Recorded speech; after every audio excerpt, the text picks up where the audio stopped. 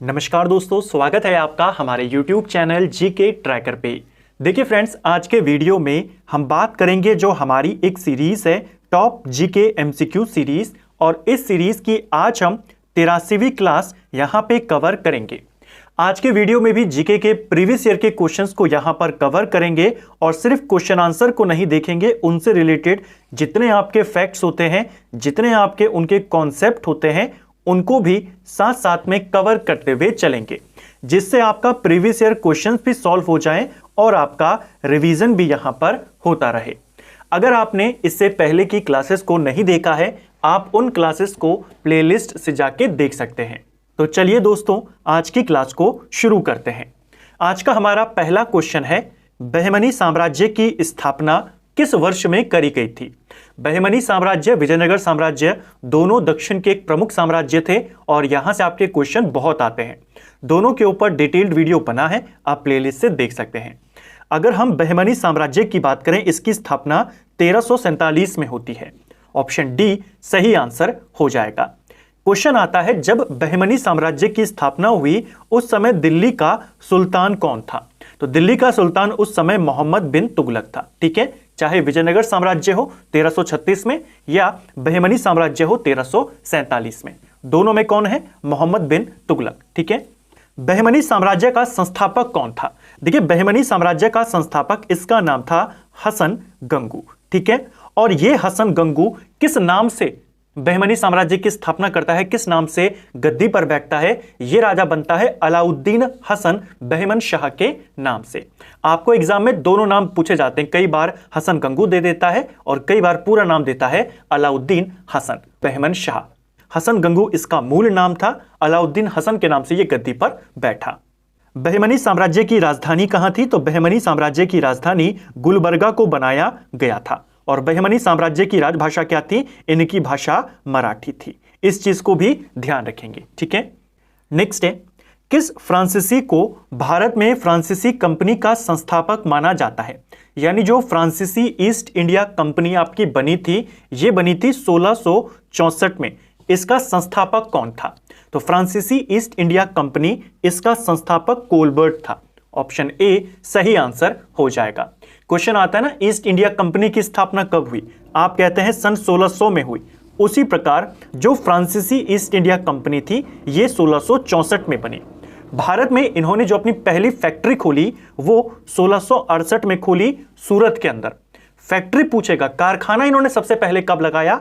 68 में, और ये लगाया था फ्रैंको कैरो की मदद से। दोनों प्रश्न अलग अलग हैं, एक में कंपनी की बात हो रही है और दूसरा इनका कारखाना। जब फ्रांसीसी ईस्ट इंडिया कंपनी की स्थापना हुई 1664 में, उस समय फ्रांस का जो शासक था उसका नाम था लुई 14, और इस लुई 14 के मंत्री का नाम था कोलबर्ट, और यही स्थापना इसकी करता है। ठीक है, एक क्वेश्चन आता है फ्रांसीसियों को लेकर के। फ्रांसीसियों ने जो फोर्ट लुई बनाया था, इनका काफी इंपॉर्टेंट किला था फोर्ट लुई, ये इन्होंने कहां बनाया था? ये इन्होंने पौंडीचेरी में बनाया था। और क्वेश्चन आता है, पौंडीचेरी का पहला फ्रांसीसी गवर्नर कौन था? वो था फ्रैंको मार्टिन। तो ये तीनों जो आपके व्यक्ति हैं फ्रांसीसी कंपनी से जुड़े हैं। इसने कंपनी की स्थापना करी, इसने फैक्ट्री को खुलवाया, और इसने जो फोर्ट लुई है आपका पौंडीचेरी में, उसका निर्माण करवाया। ठीक है, नेक्स्ट है, सर्वप्रथम स्तूप शब्द का वर्णन कहां मिलता है? कुछ दिन पहले ही हमने इसके बारे में देखा था। स्तूप शब्द जो है आपका, ये बौद्ध धर्म से जुड़ा हुआ है, लेकिन जो इसका पहला वर्णन हमको देखने को मिलता है, ये ऋग्वेद में देखने को मिलता है। ऑप्शन सी सही आंसर हो जाएगा। स्तूप का जो शाब्दिक अर्थ होता है वो होता है किसी वस्तु का ढेर। ठीक है, और इसका पहला वर्णन कहां मिलता है? ऋग्वेद में मिलता है। नेक्स्ट है, निम्नलिखित में से किस जेल में राम प्रसाद बिस्मिल को फांसी दी गई थी? देखिए, राम प्रसाद बिस्मिल जो थे आपके काकोरी कांड से संबंधित थे। ठीक है, जो काकोरी घटना होती है 9 अगस्त 1925 को, ये डेट सहित पूछी जाती है, इस चीज को ध्यान रखना। एक ट्रेन थी, लखनऊ से सहारनपुर जा रही थी, सरकारी खजाना लेकर के काकोरी नामक जगह पर उसको लूट लिया जाता है। इसी घटना को काकोरी घटना कहते हैं। कब घटित हुई? 9 अगस्त 1925। काकोरी घटना के लिए 4 क्रांतिकारियों को फांसी की सजा दी गई, जिसमें से एक थे राम प्रसाद बिस्मिल। बाकी के 3 कौन कौन है? देखिए, एक थे आपके राजेंद्र लाहिड़ी, इनके अलावा एक थे अशफाक उल्ला खान और एक थे आपके रोशन सिंह। इन 4 लोगों को फांसी की सजा दी गई थी काकोरी घटना में। जो रामप्रसाद बिस्मिल थे, इनको फांसी की सजा गोरखपुर जेल में दी गई। जो राजेंद्र लाहिड़ी थे, इनको गोंडा जेल में दी गई। अशफाक उल्ला खान को फैजाबाद जेल में और रोशन सिंह को इलाहाबाद जेल में फांसी की सजा दी गई। घटना कब होती है? 9 अगस्त 1925 को। इन सभी को फांसी 1927 में दी गई। ये कुछ इंपॉर्टेंट डेट्स जो आपसे पेपर में पूछी जाती हैं। एक और फेमस क्वेश्चन है जो पेपर में आया है, जब रामप्रसाद बिस्मिल को यहां पर फांसी दी गई तो उन्होंने एक कथन कहा, फांसी पर चढ़ते वक्त उन्होंने कहा, मैं राज्य के पतन की इच्छा करता हूं। तो ये किसने कहा था? रामप्रसाद बिस्मिल ने। ठीक है, नेक्स्ट है, किस स्थान पर मानव के साथ कुत्तों को दफनाए जाने का साक्ष्य मिला है? तो मनुष्य के साथ कुत्ते को दफनाए जाने का साक्ष्य हमको बुर्जहोम से मिला है। ऑप्शन सी सही आंसर हो जाएगा। बुर्जहोम की बात करें तो यह आपके श्रीनगर में है, श्रीनगर के नजदीक है और यहां से हमें मनुष्य के साथ कुत्ते के कंकाल भी प्राप्त हुए हैं, जिससे यह पता चलता है कि मनुष्यों के साथ यहां पर कुत्तों को भी दफनाया जाता था। यहीं से बुर्जहोम से ही हमें गर्त निवास के साक्ष्य भी मिले हैं। यह क्वेश्चन भी आता है, गर्त निवास के साक्ष्य यानी गड्ढों वाले घर के साक्ष्य कहां से मिले हैं? बुर्जहोम से मिले हैं। नेक्स्ट है, लीलावती के लेखक कौन हैं? देखिए, लीलावती काफी फेमस किताब है और इस किताब का संबंध किस विषय से है, यह क्वेश्चन भी आता है। यह गणित की एक फेमस किताब है और इस किताब को भास्कराचार्य के द्वारा लिखा गया है। ऑप्शन सी सही आंसर होगा। गणित का एक काफी महत्वपूर्ण ग्रंथ इसको माना जाता है। नेक्स्ट है, पृथ्वी की भूमध्य रेखीय व्यास एवं भूमध्य रेखीय परिधि कितनी है? तो देखिए, पृथ्वी की व्यास और परिधि पेपर में आते हैं। अगर हम पृथ्वी के भूमध्य रेखीय व्यास की बात करें, यह है आपका 12,756 किलोमीटर और अगर हम पृथ्वी की भूमध्य परिधि की बात करें, यह आपका 40,075 किलोमीटर है। तो आपने दोनों नंबर्स को यहां पर याद करना है। जो आपका ये पूरा ग्लोब है, तो यहां पर आपकी इक्वेटर है, तो यहां से लेकर के यहां तक की दूरी कितनी है? 12,756 किलोमीटर। और इस पूरे पृथ्वी का एक चक्कर लगाने में जो पूरी परिधि है कितना है? 40,075 किलोमीटर। ये दोनों पेपर में आते हैं, नंबर्स को ध्यान रखेंगे। एक और क्वेश्चन आता है, पृथ्वी का व्यास सबसे पहले किसने उसकी गणना करी थी? तो पृथ्वी के व्यास की गणना, पृथ्वी का जो डायमीटर है, सबसे पहले इरेटोस्थनीज के द्वारा बताया गया था। ठीक है, नेक्स्ट है, निम्नलिखित में से कौन सी झील 2 भारतीय राज्यों के साथ सीमा साझा करती है? तो 2 भारतीय राज्यों के साथ सीमा साझा करती है पुलिकट झील। ऑप्शन डी सही आंसर होगा। ज्योग्राफी में हमने भारत की झीलों के बारे में बात करी थी। जो आपकी पुलिकट झील है, ये आपके आंध्र प्रदेश और तमिलनाडु दोनों में आती है। तो 2 राज्यों के साथ ये अपना सीमा साझा करती है। ज्यादा हिस्सा इसका आंध्र प्रदेश में आता है, लगभग 84% हिस्सा, और तमिलनाडु में इसका 16% हिस्सा आता है। अगर आपको कोई एग्जाम में आ जाए कि यहां किस राज्य में है और एक ही नाम दे, तो आप आंध्र प्रदेश को टिक करेंगे। ठीक है, नेक्स्ट है, निम्नलिखित में से किस अधिनियम के द्वारा गवर्नर जनरल की परिषद के विधायी एवं प्रशासनिक कार्यों को अलग कर दिया गया था? तो गवर्नर जनरल के कानूनी और एडमिनिस्ट्रेटिव यानी जो प्रशासनिक कार्य हैं और जो कानूनी कार्य हैं, उन दोनों को अलग अलग किया गया था 1853 के चार्टर अधिनियम के द्वारा। अधिनियमों के बारे में भी हमने डिटेल में बात करी है संविधान के डिटेल सीरीज में। जो 1853 का एक्ट था आपका डलहौजी के काल में आया।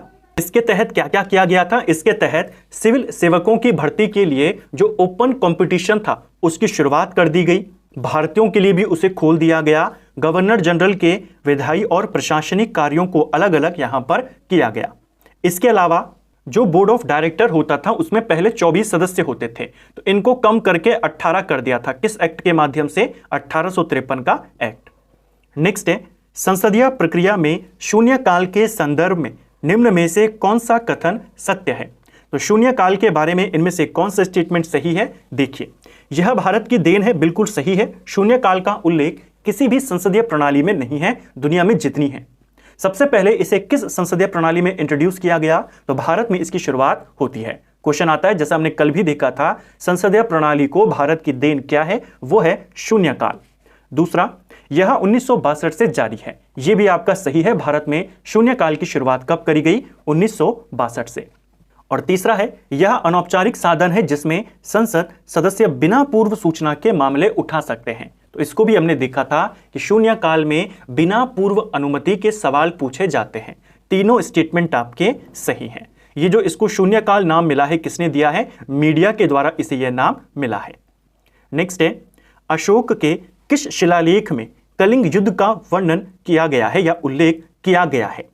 तो देखिए, अशोक के हमें कुल 14 शिलालेख मिले हैं। इन 14 में से जो उसका 13वां शिलालेख है, इस शिलालेख में अशोक ने कलिंग युद्ध का वर्णन किया है। क्वेश्चन भी आती है, अशोक के कलिंग युद्ध की जानकारी किस अभिलेख से मिलती है, किस शिलालेख से मिलती है? वो है 13वां शिलालेख। ठीक है। अशोक के शिलालेखों की खोज किसने करी थी? पादरी टी फेंटलर के द्वारा करी गई 1750 में। और अशोक के शिलालेखों को सबसे पहले पढ़ा किसने? आप जानते हैं, जेम्स प्रिंसेप ने 1837 में।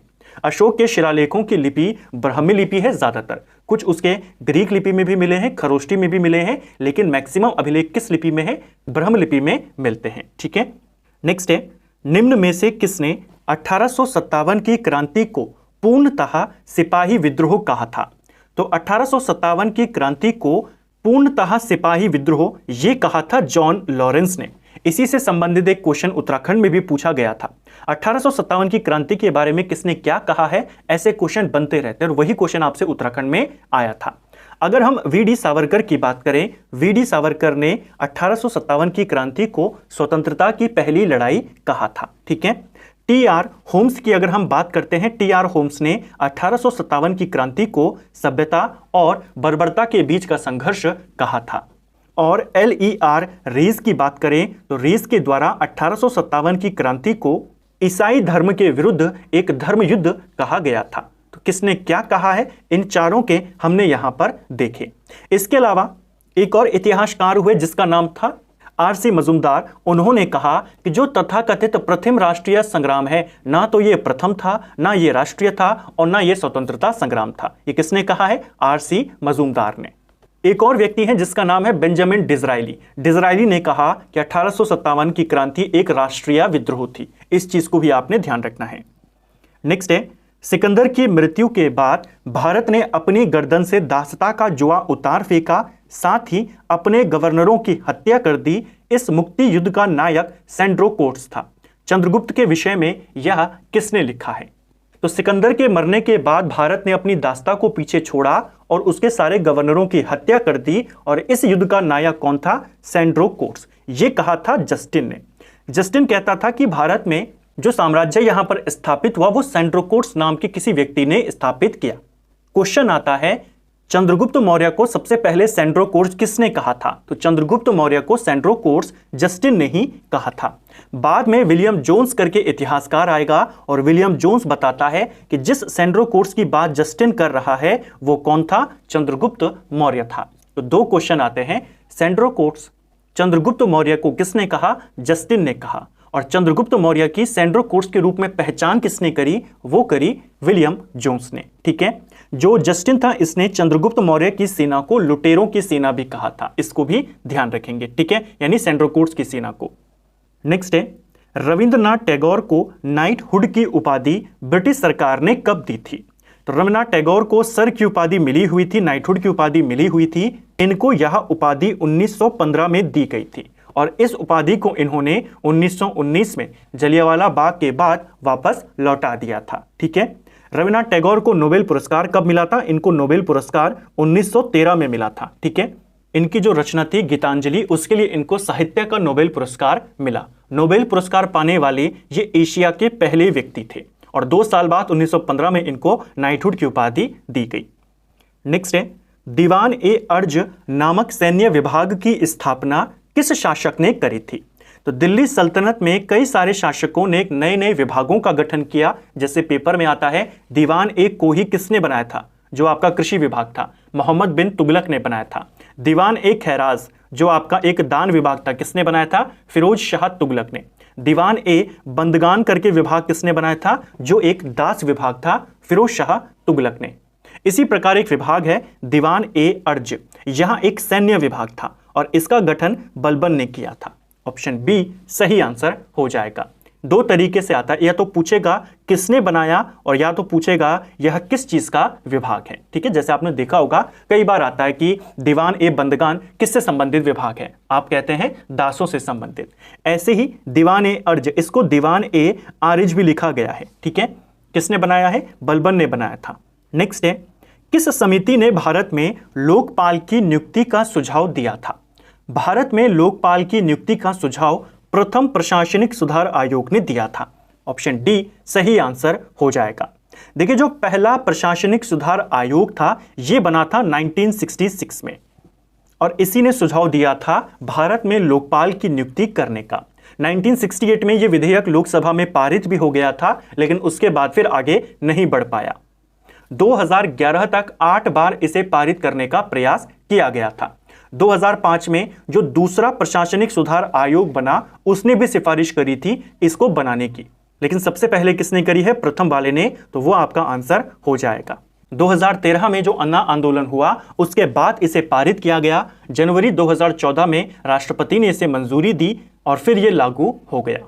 भारत के पहले लोकपाल कौन थे, पिनाकी चंद्र घोष थे। ये भी क्वेश्चन आता है। नेक्स्ट है, किस संविधान संशोधन अधिनियम के द्वारा दिल्ली और पुडुचेरी संघ राज्य क्षेत्रों की विधानसभाओं के सदस्यों को राष्ट्रपति के निर्वाचक मंडल में सम्मिलित किया गया। कौन सा संवैधानिक संशोधन था जिसके तहत इन दोनों राज्यों के जो विधानसभा के सदस्य थे उनको भी राष्ट्रपति के चुनाव में भाग लेने का यहां पर हक दिया गया। तो यह था आपका 70वां संवैधानिक संशोधन। ऑप्शन डी सही आंसर हो जाएगा। देखिए, जो 69th वाला अमेंडमेंट था यह दिल्ली को राष्ट्रीय राजधानी क्षेत्र का दर्जा देने से संबंधित था। 69वां संवैधानिक संशोधन होता है 1991 में। इसके तहत संविधान में 239 क और 239 ख को जोड़ा गया था, जो दिल्ली को राष्ट्रीय राजधानी क्षेत्र का दर्जा देता था। इसके बाद इसी साल 17वां संशोधन किया गया, जिसके माध्यम से दोनों जो आपके केंद्र शासित प्रदेश हैं दिल्ली और पुडुचेरी, दोनों में विधानसभाएं हैं, तो वहां की विधानसभाओं को राष्ट्रपति के निर्वाचक मंडल में शामिल किया गया। नेक्स्ट है, इनमें से कौन सा प्लेट एशिया और प्रशांत महासागरीय प्लेट के बीच में स्थित है।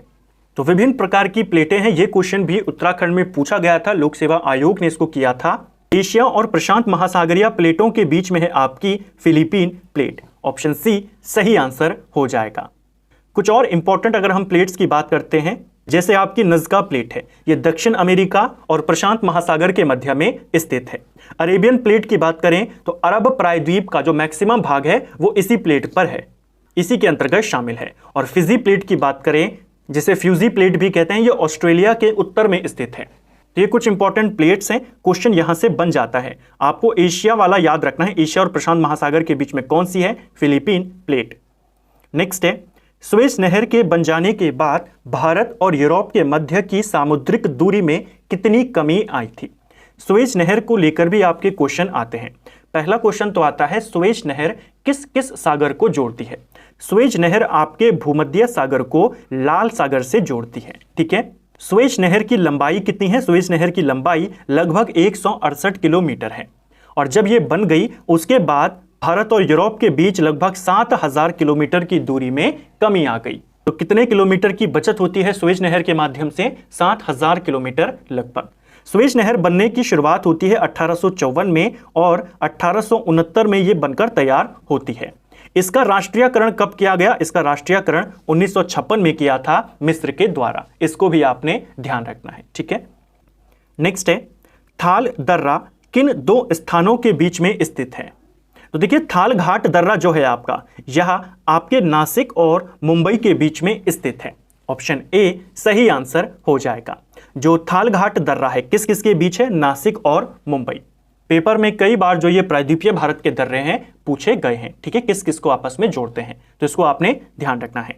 तो फ्रेंड्स, ये था हमारा आज का वीडियो, जिसमें हमने जीके के 20 इंपॉर्टेंट एमसीक्यूज को यहाँ पर कवर किया और साथ में प्रयास किया उनसे संबंधित जितने फैक्ट्स थे उनको सीरियल वाइज कवर करने का। उम्मीद करता हूँ आपको आज का वीडियो पसंद आया होगा। अगर आपको आज का वीडियो पसंद आया है तो वीडियो को लाइक करें। अगर आप चैनल पर पहली बार आए हैं, चैनल को सब्सक्राइब करें, अपने दोस्तों के साथ शेयर करें। वीडियो आपको कैसा लगा कमेंट बॉक्स में हमें ज़रूर बताएं। और आपका स्कोर कितना रहा, 20 में से आपके कितने क्वेश्चन सही रहे, वो भी आप हमें कमेंट करके बता सकते हैं। Thank you friends.